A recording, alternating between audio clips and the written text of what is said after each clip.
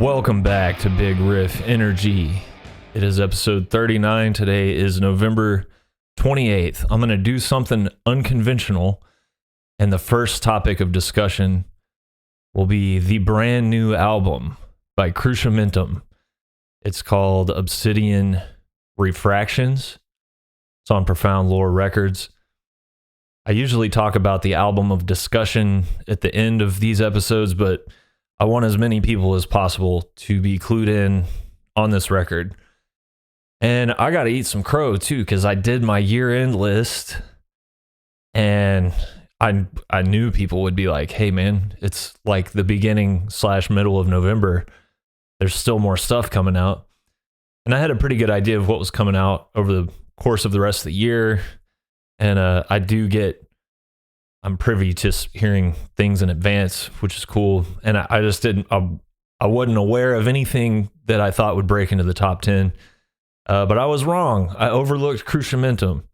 This would definitely be tied with album of the year, probably. I believe I would have a 3-way tie if I could go back and do the list again. It came out last Friday, and I just had YouTube going. I was doing a workout. And, you know, I subscribe to very few things on YouTube, and I pay attention to very few things. But Profound Lore Records is one thing I'll pay attention to. $20 Spin, Dark Descent, stuff like that. I would say those are the 3 best metal labels right now. You guys already know how I feel about $20 Spin. But anyway, Profound Lore Records YouTube, this got recommended. And I said, what the hell? I saw that it had just come out. Put it on, and man, you listen to music with your ears, you know, oh, that's a cool riff. Oh, those vocals are pretty gnarly. Oh, that's a fun part. Whatever, that's a cool melody. But what I really love, which is very rare for me these days, is to immediately feel something primal, like a deep emotional reaction to what's happening. And that happened instantly when I put this record on. You know, it's like it's year-end season, all the year-end lists are coming out, and every year I look at these lists, there'll be 40, 50, 25, 100, 63 best records of the year, and I look and I'm just like, you know, people throw the word elitist around, gatekeeper and all that shit. It has nothing to do with that. I just think I have a little bit of a different gauge for what I think is good.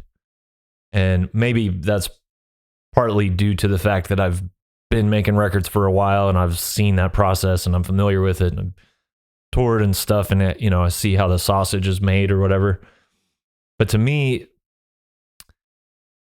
I can go back even to just last year or a couple years ago, look at these year-end lists, and I find it very hard to believe that people, even a year or two later, are listening to any of the records outside of their top, like 3 of each year. I would be shocked.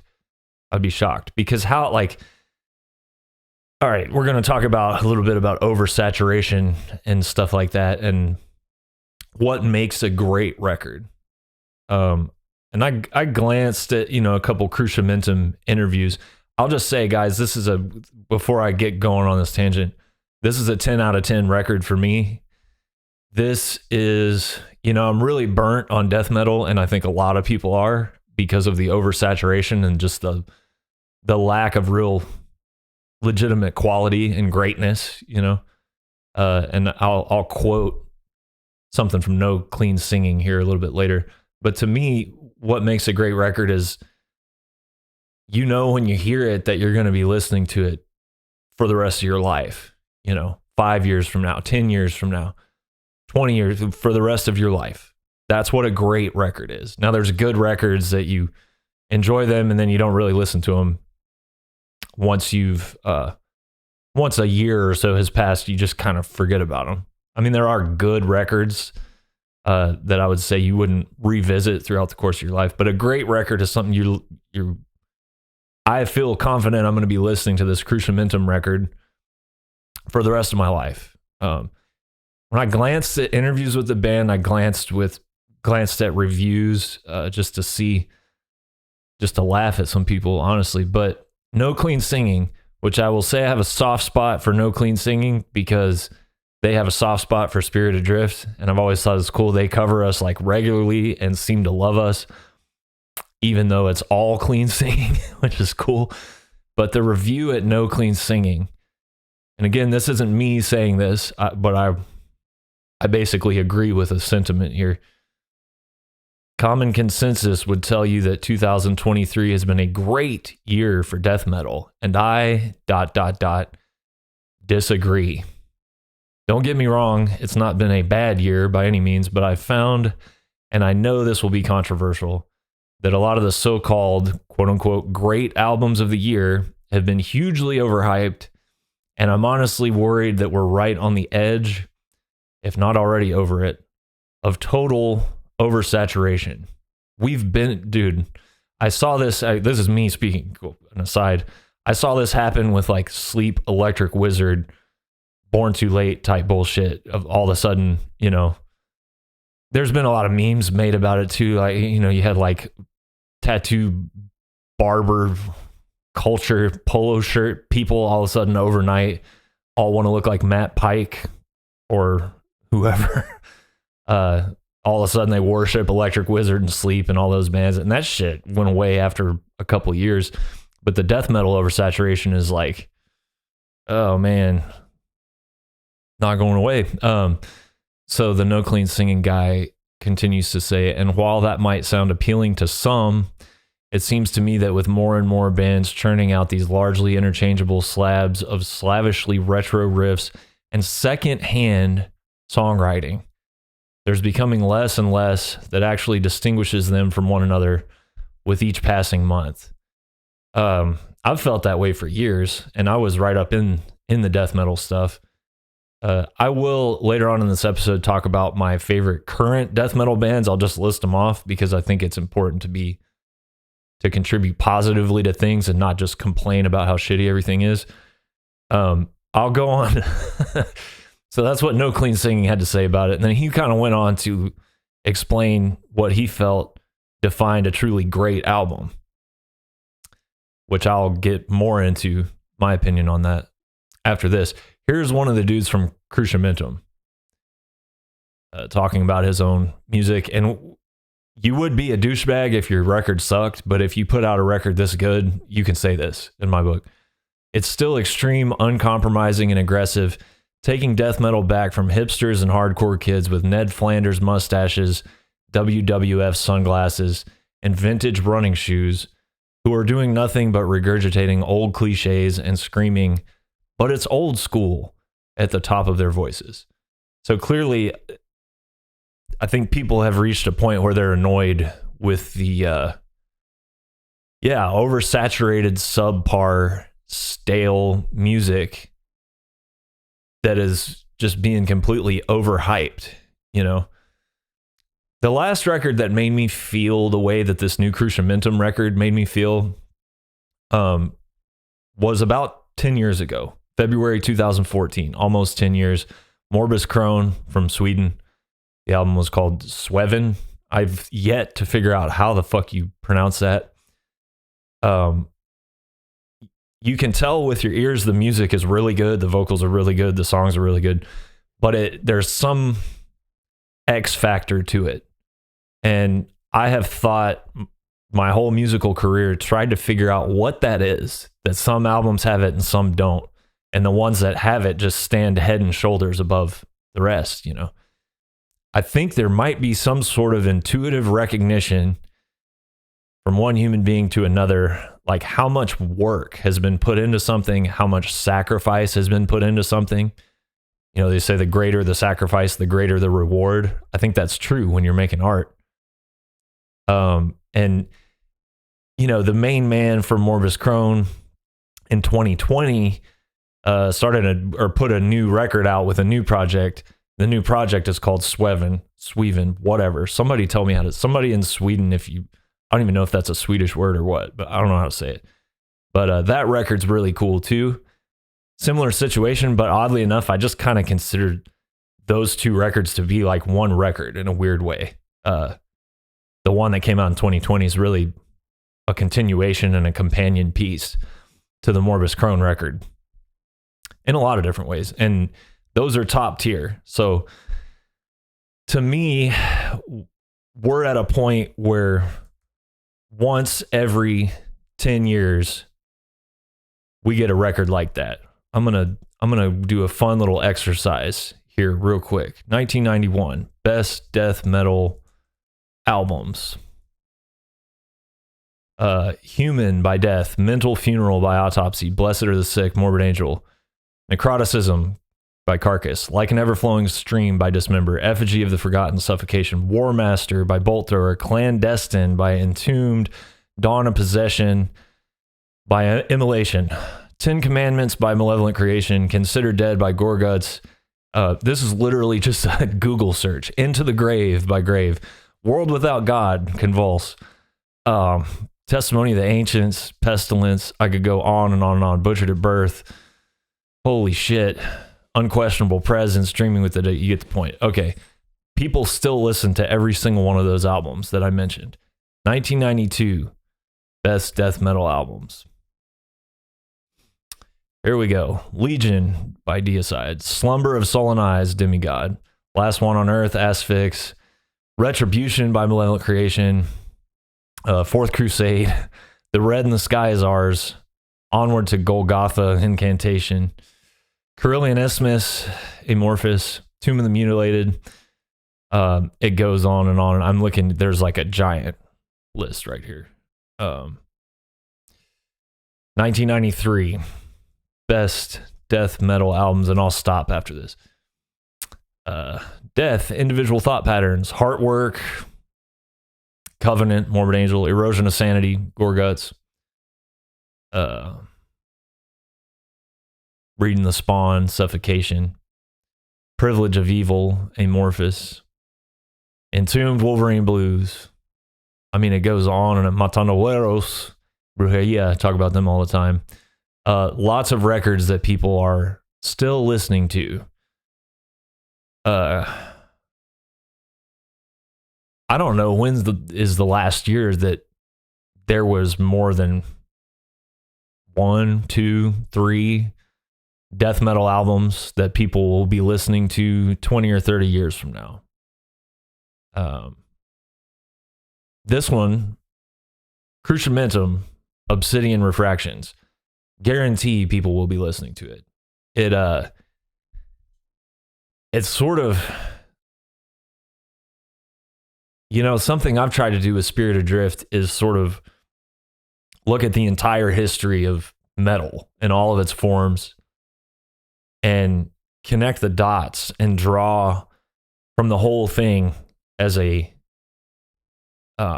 one big ocean, you know. It has different waves and different movements and different currents and different temperatures depending on where you're at, but trying to pull from the whole thing and make something new with that, where you're carrying this tradition and this music forward, and you're offering something relevant and new, but it is within the context and the love and the understanding of the whole, you know. And this Cruciamentum record does that, but with specifically death metal. It's amazing. It's got, you know, the farthest extremes of doom death, tragic and melodic sounding. I mean, passages that'll bring a tear to your eye, you know, so much atmosphere and the utilization of like different guitar tones. There's a main, you know, distorted rhythm guitar tone that's brutal, but they use a lot of real chimey, overdubbed, pretty much clean guitar on parts. So it's got that. You know, if you like Worm or Spectral Voice, that sort of stuff is represented as, you know, newer examples of that. Almost gets off into like Mournful Congregation territory. Maybe not quite that melodic, but close. Very tragic, you know. There are moving sections of guitar harmonies and stuff like that, but it's a little more on the evil side, maybe like disembowelment or something like that. On the other hand, it also has really fast, extreme, blasting, brutal, insane parts. You know, a lot of it reminds me of Immolation or even Steve Tucker era Morbid Angel stuff, or like Covenant era Morbid Angel. So that's represented as well. It has like really, I hesitate to say catchy, but like groove parts that are so heavy and so fun. They're evil sounding and it's really brutal, but it's just, you know, I hesitate to compare it to Obituary because it's maybe not that, you know, backwards cap, mosh warrior type stuff, but it's like it makes you want to move for sure. So it's a full spectrum of tempos and even styles and guitar tones. It reminded me that production value is still something that exists in death metal. I think people still do actually like invest time and resources into finding a unique and sonically pleasing production, which, you know, just because it's death metal and it's like heavy and brutal music, you know, that doesn't mean the production has to suck and everything has to like muddy together and stuff. So the production is incredible. The guitar tones, the vocals are like really brutal, not super low all the time, sort of like a more mid-range growl roar kind of deal. But yeah, they're varied. The pitches are varied. The approach is varied. But their style is very singular. It has a sound of its own, for sure. And congratulations, Cruciamentum. You're the first band with an unreadable logo that I like. And if you're saying, what? Go look at all the best death metal bands' logos. You can read them. All of them. All of them. All those bands I was listing off from 91, 2, 3, all the best death metal bands, you can read their logos. And Cruciamentum's probably the first one with an illegible logo that I actually like and respect and think is making great, timeless music. Yeah, this is like a once in a decade record for me. It's out on Profound Lore right now. I broke my rule again, but once again, my physical copy's in the mail. I can show you the receipts if you don't believe me. And I'll be listening to this one for a long, long time. Thank you, Cruciamentum, for making this record. It rules. And yeah, there's still like relevant, meaningful music being made, even in a genre that has reached an event horizon of having memed itself completely out of relevancy or artistic merit. And people are so annoyed by it at this point that they're speaking out about it publicly and opening themselves up to criticism about it. That just shows you how long people have been annoyed by it. Because, you know, I don't think the dude from Cruciamentum would be throwing that kind of shade unless it's been bothering him for a really long time, like it has me, you know. So enough of shitting on what's wrong and boring and infuriating about false death metal. I'm going to talk off the dome because I just decided to do this while I was recording this. I'm going to talk about my favorite death metal bands that are current. They might not be like brand new bands, but current. Cruciamentum, obviously. I don't know if Sweven is really even doing anything, the band I mentioned earlier, but they're great. Necrot will be everywhere next year. Skeletal Remains, I put them up, honestly, at the top, probably. I love Skeletal Remains, respect them a great deal, respect the musicianship and the songwriting and the stage presence and everything. Who else? I'm going to say Gatecreeper, man. Even though I'm not in the band anymore, I think now that I'm not in the band, I can say that without sounding like a dick. But I joined that band as a fan. There's a reason for that. They definitely stand out and were kind of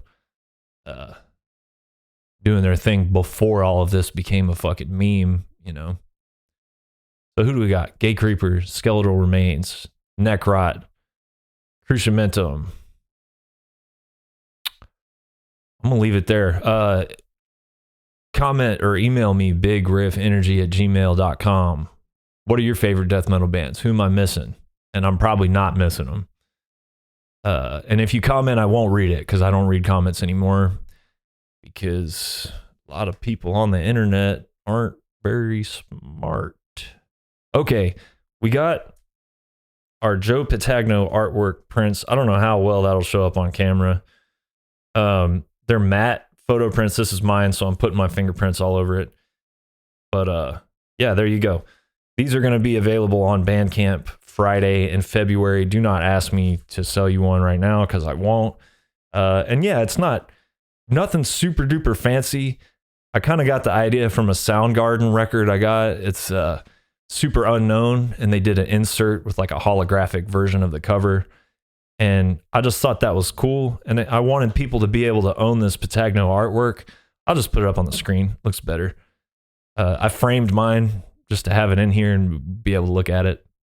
I got my Jeremy Hush artwork framed too, obviously.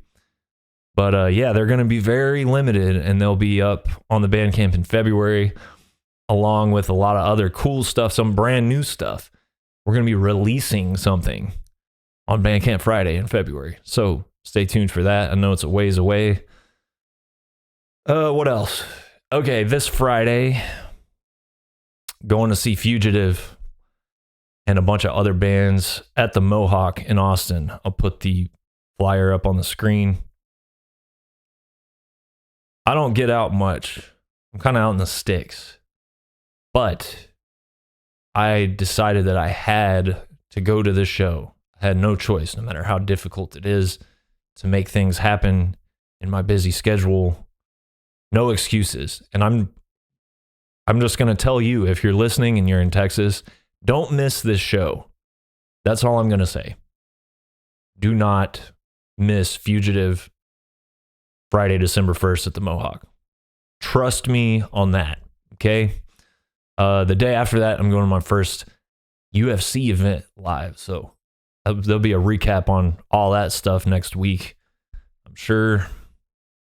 I used to go to fights all the time, but I think I've been to like a sanctioned fist fight since I was 15 years old or so. And my friend Lane, who threw sandwiches at Fred Durst, was knocking out grown men in Dewey, Oklahoma, because they ran out of 15-year-olds.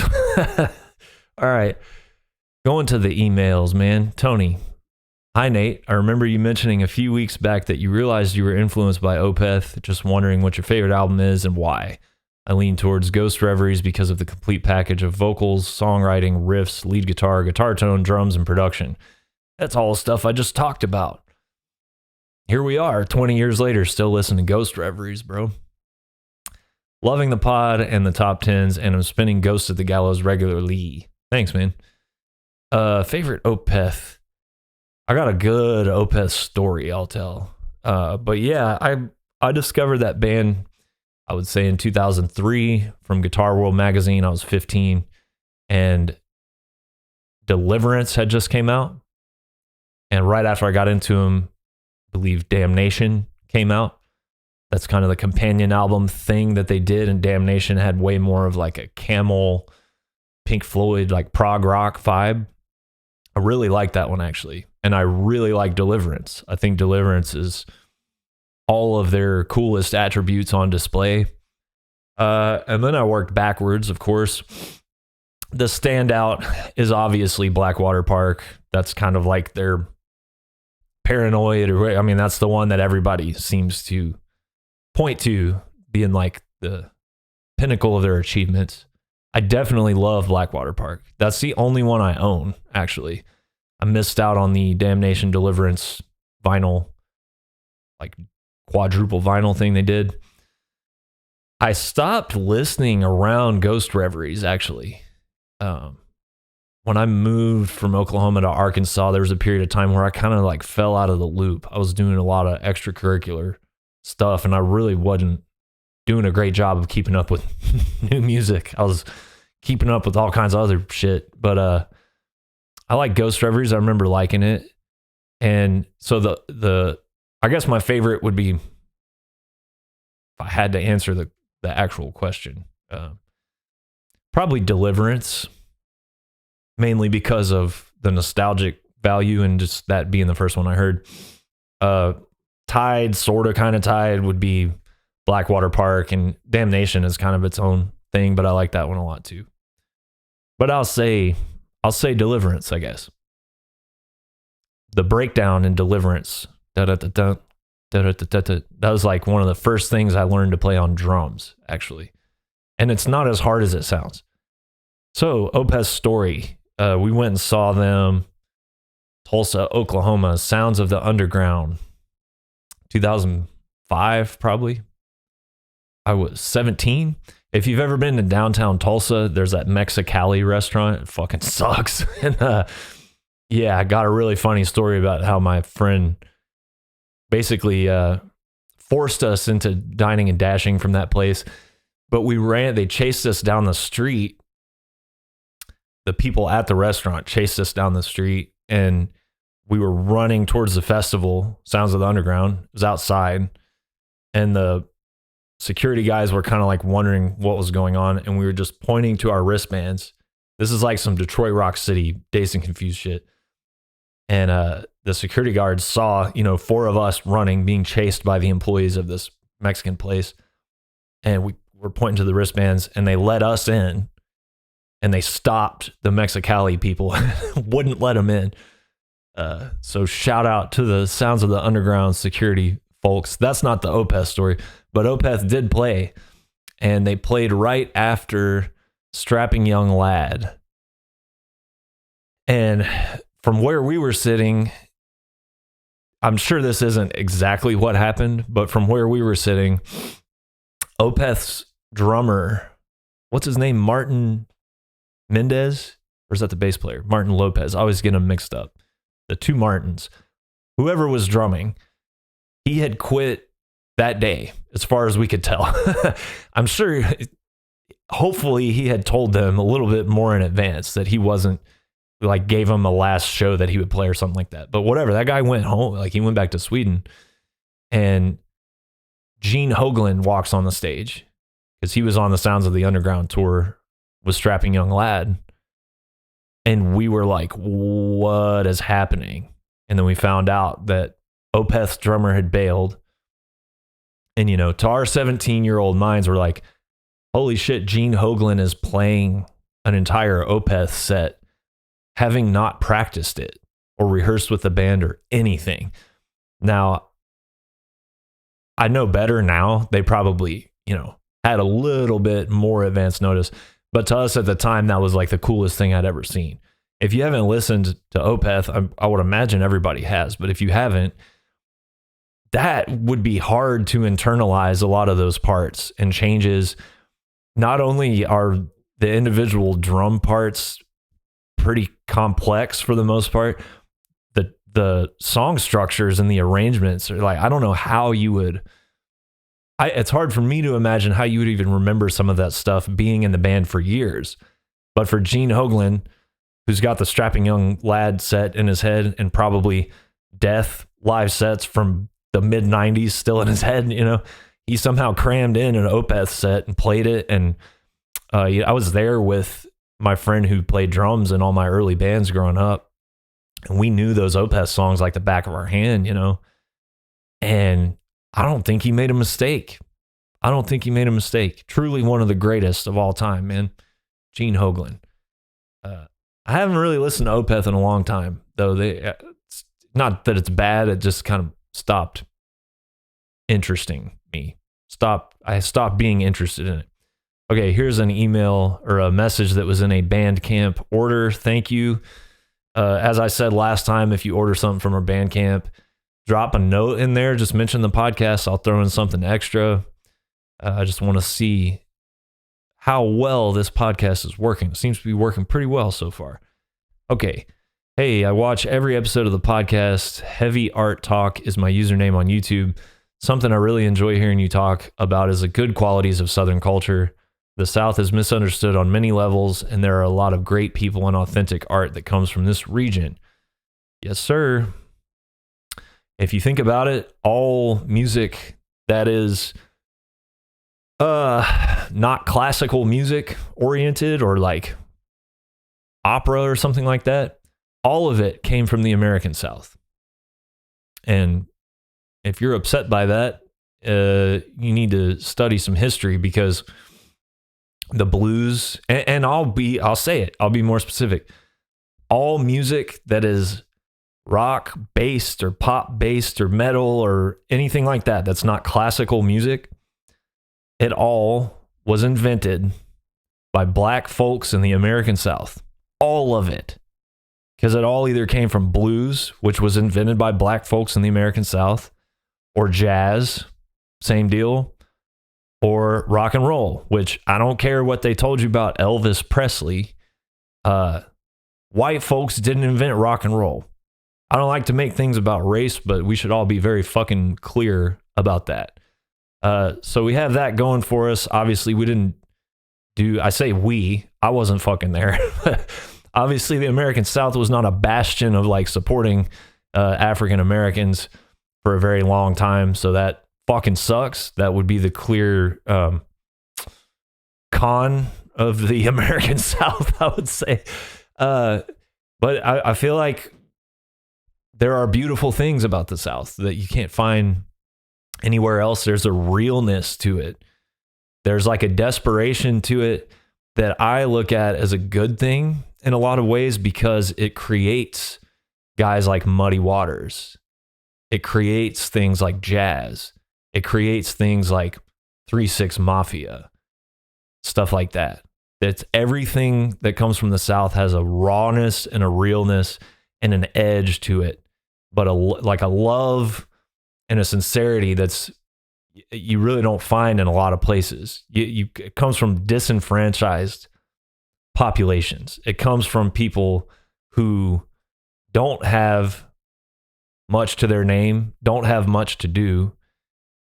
Music and stuff like that and creativity, it just has a more profound meaning to people like us. I'll say that. Us. The struggle. Again, it's like the biggest sacrifice yields the greatest reward. The bigger the struggle, it seems to me, the more meaningful the music is, the more meaningful the art is. Another weird, random side thing that I noticed about the American South, the last couple episodes, I've been getting a lot of comments about, female representation in metal and different representations in metal. I do these top 10 lists, and I'm trying to get as many as I can together in advance, But when I was doing the Southern Sludge top 10 list, it had, and when I'm doing these lists, I guess now is as good a time as any for me to explain how I feel about this whole representation thing. Here's my policy. I listen to music to get hit with the stuff I was talking about at the beginning, just a feeling of, wow, this is really good. We can call it big riff energy, for lack of a better term, right? I don't care who's responsible for pumping out that big riff energy.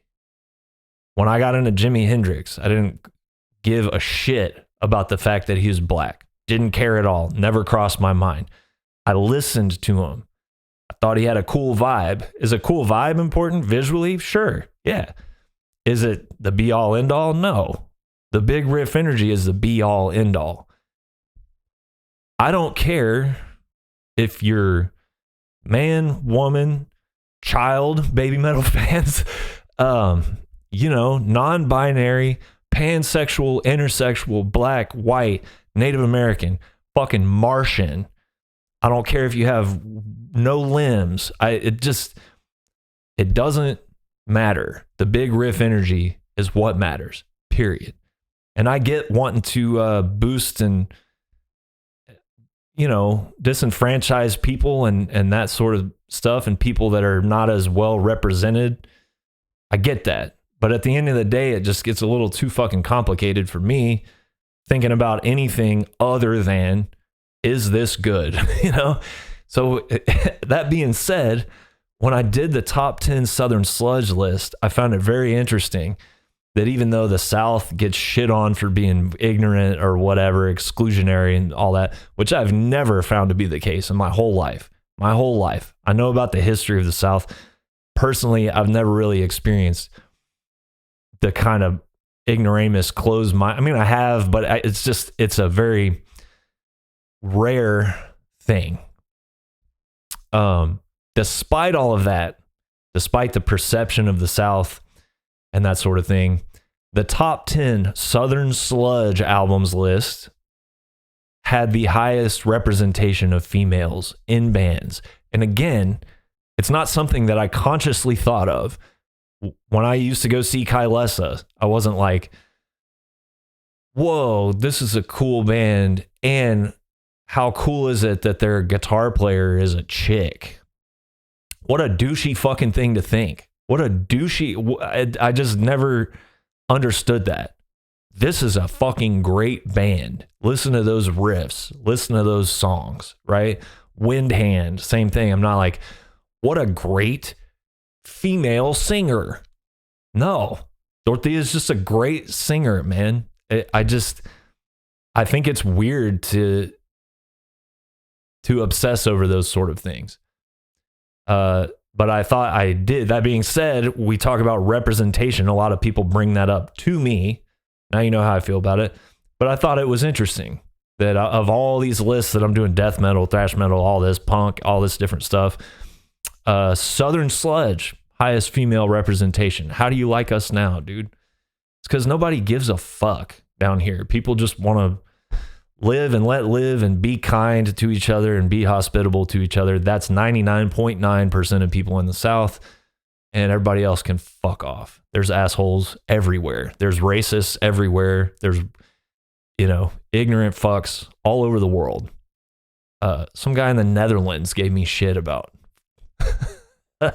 COVID vaccines or something. I'm like, I won't even get into that, but I'll just say there are fucking dumb, ignorant, redneck morons everywhere. So don't single out the South. I love the South.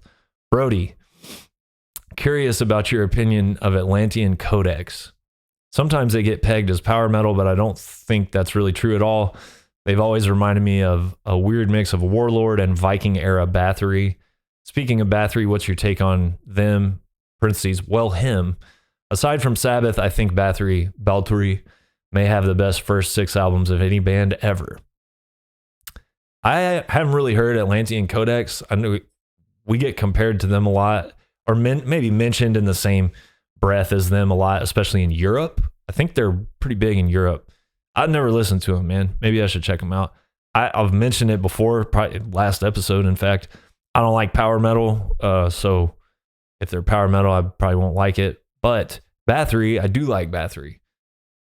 I think they're great. I'm not really a black metal guy, but obviously, to me, the first Bathory record is the first true black metal record. There's Venom black metal, but have you heard Teacher's Pet? Yeah. The first Bathory album is the first black metal record. I think Fenriz says the second Bathory record is the first true black metal record, but whatever. They're great. That guy was a genius, clearly. And I respect anybody that can invent a genre of music and then move on and keep getting better and weirder and more interesting. Chuck Schuldiner. I would put Korthon, what Chuck is to death metal, I would say Korthon it. I don't know how he's Korthon. These fucking weird made up names. He's the Chuck of black metal in my book. So yeah, they're great. I love them. Respect them. Do I sit around and listen to them while I'm putting my face paint on and lighting a sword on fire? No, but obviously great, legendary shit. Jordan, hey man, that was probably one of my favorite takedowns of shitty corporate created music I've ever heard. Baby metal is 100% geared towards pedophiles and Harry Potter fans. My wife won't appreciate that, dude. Maybe that's unfair, but they're definitely as insane as baby metal fans. That being said, just wanted to say this podcast has really helped me a ton this year, as well as your music. First got turned on to Spirit Adrift through Gate Creeper when you played with them. Broke my foot in a mosh pit when you guys were with Dying Fetus in Cincinnati, Ohio. I lived 4 hours away and drove back home that night. Absolutely one of my favorite shows. Not been an easy year, man. Had some job changes and whatnot, but the discussions and riffage always picked me up. Happy shitty genocide holiday and go Cowboys. Hell yeah, man. I broke my foot on the first Spirit Adrift tour. I think I told that story on this podcast. It sucks. Hard to get around. I also broke my rib when we were touring with Nails. I dove off the stage in Seattle, and like 3 giant dudes landed on top of me, and the pressure, I never felt being crushed to where you can't get air into your lungs. And it's scary. I was trying to inhale, and I couldn't inhale, not because my throat was closed off, but because my upper torso was being crushed by so much weight that the air couldn't get into my lungs, and my rib just snapped under the pressure. And that was the last, no, it wasn't. Yeah, that was the last time I stage dived, I'm pretty sure. 2017. Learned my lesson. Yeah, man. What was it? Oh, yeah. Yeah, it's been a tough year, dude. Been a tough year for a lot of people. But whatever. Life's hard. Be harder. And the genocide holiday thing. Yeah, whatever. Who cares? I was just halfway kidding.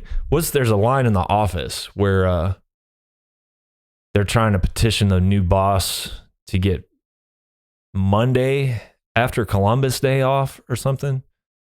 And the boss is like, well, you already had a 3-day weekend. You're saying you want a 4-day weekend? And Ed Helms is like, yeah. And he's like, you are aware that Christopher Columbus committed the mass genocide of countless Native Americans, right? And Ed Helms goes, I don't care.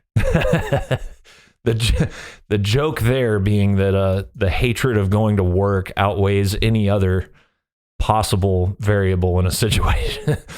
So yeah, I don't know. I just hate every holiday except for Halloween because it's the only one that's real.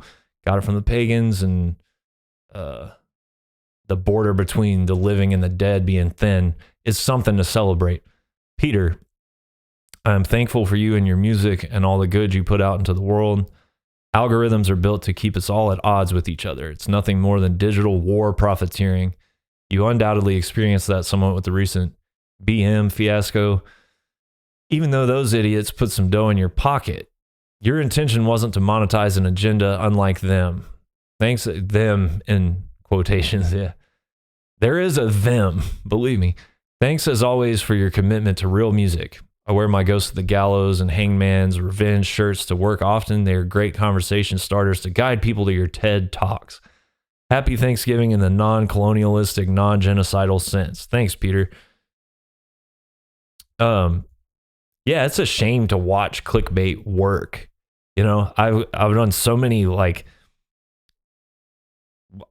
hopefully somewhat profound analyses and fanning out on stuff that I really care about. You know, St. Vitus versus Trouble was a topic of discussion in that same podcast. And it's just sad that I could title every single one of these Corey Taylor punched Mick Mars, or, you know, Baby Metal's run by satanic pedophiles and Alex Jones is at the helm of the, you know, I could make that the title of these videos. I could talk about that, put up Photoshop screenshots of Corey Taylor 5-finger death punch or whatever. Or even when you're not talking about something mainstream, but you're just talking about something controversial, you know, and it's the controversy. All this social media stuff is literally geared towards controversy. And that's not a conspiracy theory. I mean, that's just how the shit works. And it's our fault. By us, I mean human beings. For whatever reason, our minds are still geared towards needing controversy and needing a battle and needing a side and needing a tribe. And Man, if you find yourself reading a headline or a title of video and you get this like, whoo, I'm being attacked. My tribe's being attacked. Throw your fucking phone in the dishwasher disposal and turn it on and go outside, man. Just don't fall for it. The baby metal thing on my part, I wasn't even trying to do clickbait or whatever. Was I aware of the title I was choosing? Yeah, I put a lot of thought into that title because not to draw clicks, but to really state what I was trying to state in as few words as possible. But you can guarantee that I'm never going to intentionally just do clickbait on here because just no interest to me. But look on YouTube and Instagram and TikTok and just see how many people are selling their souls, man. Selling their souls. I titled this video, The Best Death Metal Record of the Last 10 Years. Do you think it's going to get as many clicks as Baby Metal Controversy? No, it won't. It won't. People's serotonin and attention spans have been, I think, I'm not a doctor, but I think people's brains, as far as their attention span and their serotonin uptake and stuff like that, I think they've literally been mutated biologically by the way that all this social media and phone addiction works. I think that we are dealing with a slightly altered new version of human beings, at least in societies that are dominated by smartphones and stuff like that. I'm not the first or the last person to speak about that, but you know, I'm never going to gear this podcast towards people with TikTok brain, so don't worry. Last one, man. Seth. Oh, this is a good one. What's up, Seth? I glanced at this one before I started this. Hey, Nate, my family and I have a restaurant in Wasilla, Alaska, and we pay BMI, which is Broadcast Music Incorporated, a yearly fee in order to play music in our business. We play a custom playlist that I put together. It's mainly classic rock, 80s stuff, but I do throw some Sabbath, Metallica, and the like in there. I even sneak some metal acoustic stuff in there too, like Gorguts and In Flames. Playing that In Flames acoustic medley. There's Artifacts of the Black Rain on acoustic. I'm sure nobody knows what they're listening to when that comes on. Anyway, I've always thought that BMI is a giant scam that if artists are lucky, give pennies on the dollar to actual artists, groups, if anything at all. I hope I'm wrong. Do you know anything about BMI? How could they possibly distribute money to artists evenly? Do you have to pay them money to get some scraps thrown your way? On the other hand, thanks for the Malevolent Creation Envenomed recommendation. Killer album. I've overlooked them, and this will probably change that for me when it comes to their entire catalog. Side note, my wife and I share an Amazon Music account, but I just started using it. I've never really used it before.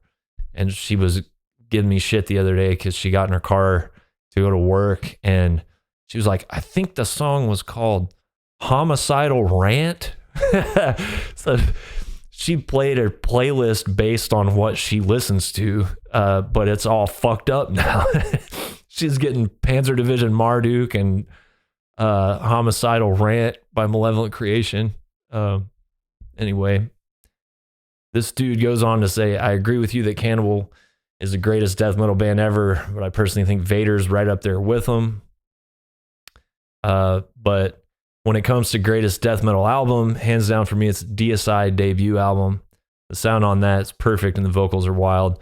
Thanks for mentioning 6 Feet Under Haunted. And this guy talks about Jungle Rot. We're talking about big, dumb death metal albums. Jungle Rot is definitely like, yeah, good stuff.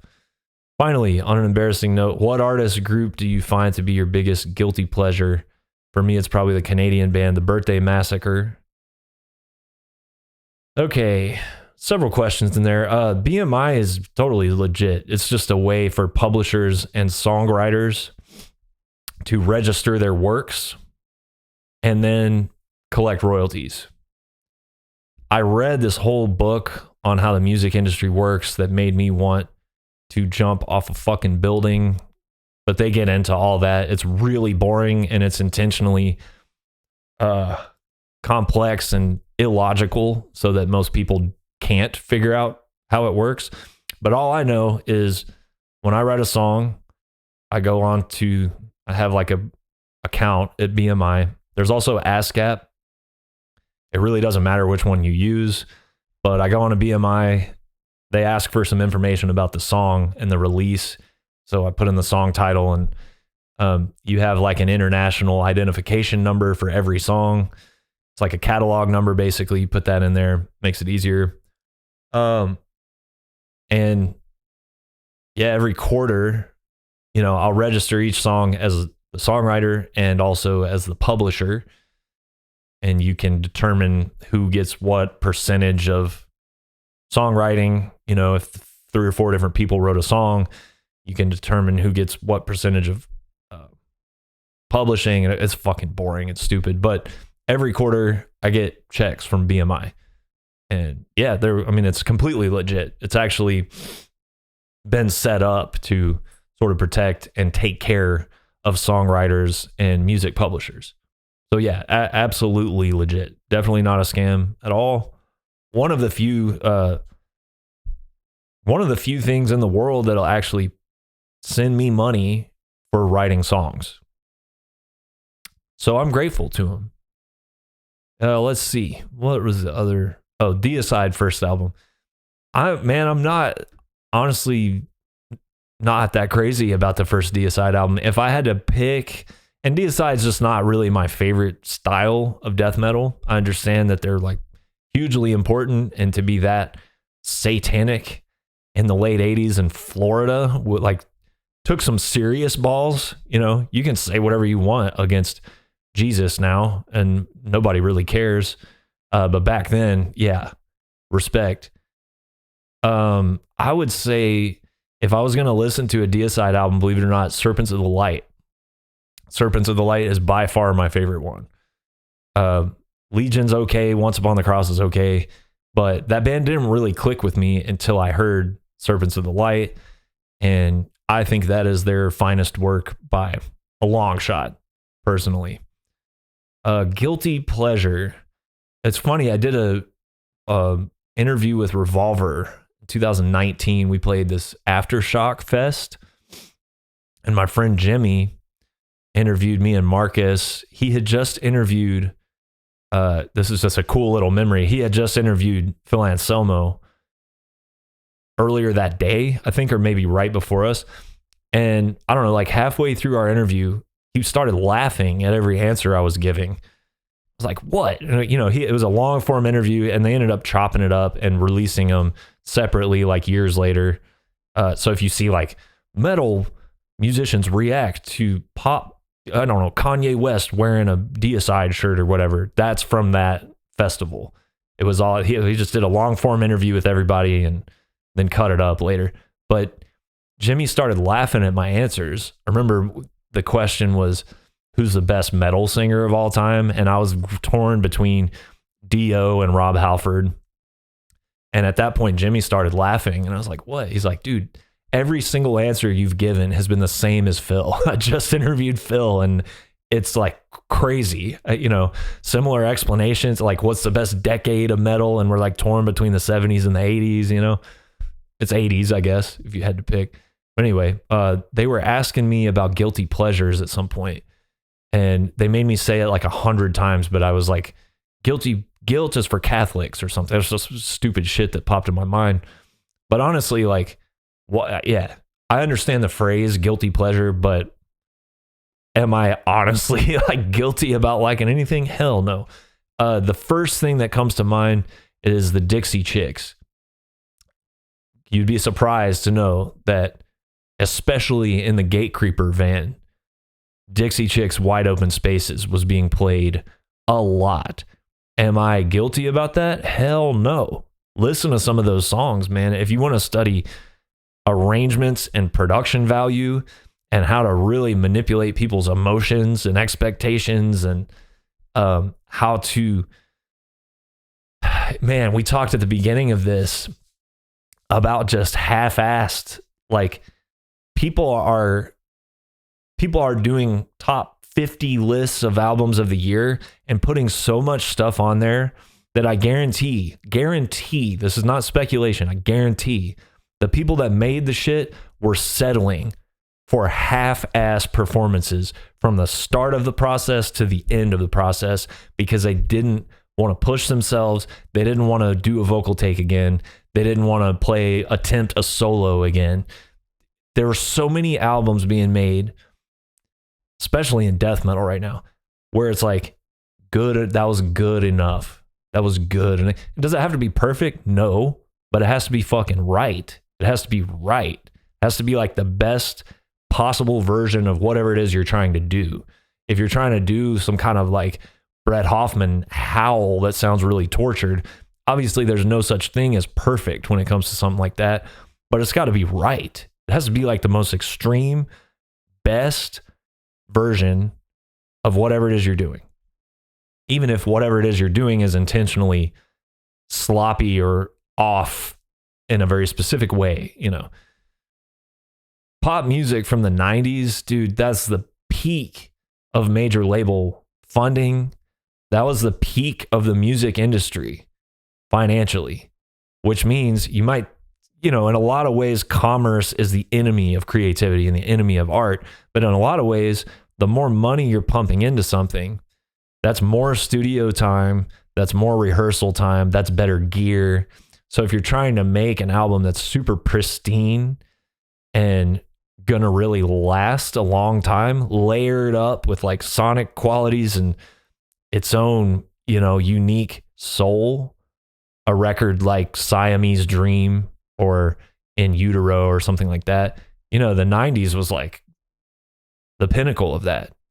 And if you listen to Dixie Chicks' Wide Open Spaces, there's not a second on that album where anybody involved in it settled for something that was, yeah, that's good. That's good enough. There's not a second, whether you like the music or not, whether you like those chicks' voices, or I guess they're called the Chicks now, canceling the fucking word Dixie. I'll forgive them for that. But yeah, I would say Dixie Chicks would be quote unquote guilty pleasure. I like a lot of weird and random pop music. I like the first Lord record a lot. I think it's really dark and kind of tortured sounding. I like Church's, what's the album called? The Bones of What We Believe, stuff like that. I like that. I don't know what you would call it, like electro pop crap. The Drive soundtrack, that movie Drive with Ryan Gosling. It's got a lot of that kind of music on it, you know, real synth and drum machine, like poppy, but kind of dark. I'm a sucker for that stuff. But yeah, am I guilty about any of that? Hell no. Hell no. I used to scream at people in Fayetteville, Arkansas that the Darkness was better than Slayer. So I got no guilt or shame or fear of judgment when it comes to liking music. I almost forgot, man. I just read it. Jordy from Killing Joke, rest in peace, man. Killing Joke is one of my favorite bands of all time. They're one of the most unique bands that's ever existed. Super important, often emulated, never matched. Watched the documentary, The Death and Resurrection Show. I got really sick in 2020 and like didn't sleep all night. And I was up for a really long time. I put that documentary on, and it's my favorite music documentary ever made. I'll say that. It's number one. It's number one. Killing Joke rules. If you haven't really listened to him, I would say check out the self-titled record from way back in the day, and also the self-titled record from the 2000s with Dave Grohl on drums. And the band just got heavier and heavier and heavier and heavier. What's the other one, man? Brighter Than 1,000 Suns? Brighter... something like that. Killing Joke. Yeah, dude. Jordy, yeah, Brighter Than 1,000 Suns. That's kind of more their goth rocky, new wavy thing, but it's great. All their albums are great. Jordy was one of the most unique, identifiable guitar players ever, doing so much with so little. Just such a streamlined approach to what he was doing. Really identifiable tone, really identifiable playing and riffs and style and look. Watch that documentary. I'm telling you. Instead of scrolling on your stupid phone, looking at headlines and clickbait, put it away, put it in a drawer. If you have some free time to just chill, watch that Killing Joke documentary. Check out the record Pandemonium too. They went in the pyramids in one of the tombs and had a bunch of spooky shit happen. And I think 3 or 4 of the songs on that record, Jazz recorded the vocals in a tomb in a pyramid in Egypt. Cool stuff. So yeah, rest in peace, man. Dude, I was supposed to see that band so many times. I had tickets to see that band so many times, and something always happened. And I never got to see him, and now I never will, because you can't do it without him. Just wouldn't work, I don't think. What else? Yeah, Friday, man, at the Mohawk. Listen, all I'm saying is don't miss it. There is no, just trust me, please. Don't miss it. There's no excuse to miss it. If you're there and you see me hanging and you want to say what's up, do it, man. I love talking to you guys and I love hanging out, and I'll see you Friday. And for the rest of you, I'll see you next week with a new episode. Cruciamentum, Obsidian, Refractions on Profound Lore. Most important death metal record of the last 10 years. Cheers, guys.